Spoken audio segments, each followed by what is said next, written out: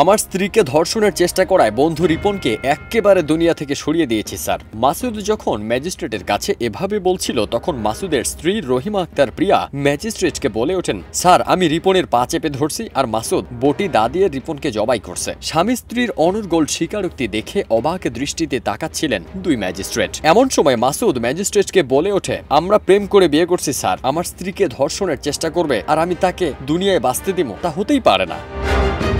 250-টিরও বেশি design option নিয়ে Walton smart fridge, বোঝে আপনার প্রয়োজন। জানা গেছে সাভারের হরিণধরা এলাকায় জনৈক সুমনের দুটি 6তলা বাড়ি, একটির নিচতলায় পরিবার নিয়ে ভাড়া থাকেন লক্ষ্মীপুরের মাসুদ, অপর বাড়ির নিচতলায় পরিবার নিয়ে ভাড়া থাকেন ফরিদপুরের ভাঙার রিপন কাজী। তারা দুজনে ঘনিষ্ঠ বন্ধু। দুই বন্ধু ইয়াবার নেশায় আসক্ত। প্রায় সময় মাসুদের বাসায় বসে ইয়াবা সেবন করত রিপন। এই সুবাদে মাসুদের সুন্দরী স্ত্রী প্রিয়ার উপর নজর পড়ে রিপনের। সে সুযোগ পেলেই নানা বাহানায় প্রিয়াকে উত্ত্যক্ত করত। প্রিয়া ভয়ে বিষয়টি স্বামীকে জানাত না।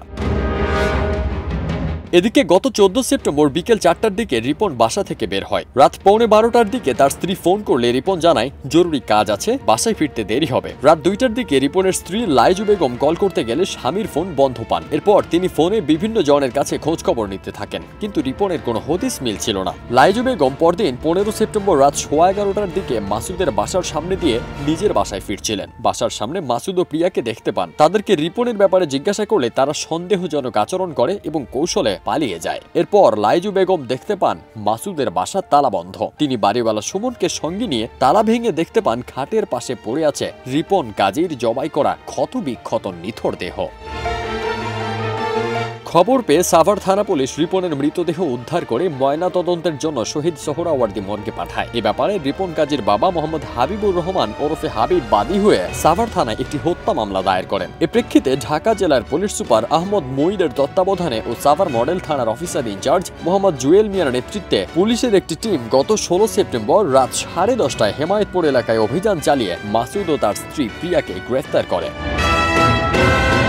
সাভার মডেল থানার অফিসার ইনচার্জ মোহাম্মদ জুয়েল মিয়া বলেন, রিপনের মৃতদেহ উদ্ধারের 24 ঘন্টার মধ্যেই আমরা ঘাতক স্বামী স্ত্রীকে গ্রেপ্তার করতে সক্ষম হয়েছি। তারা রিপনকে খুনের দায় স্বীকার করেছেন। ফারদিন সানি, দেশ রূপান্তর।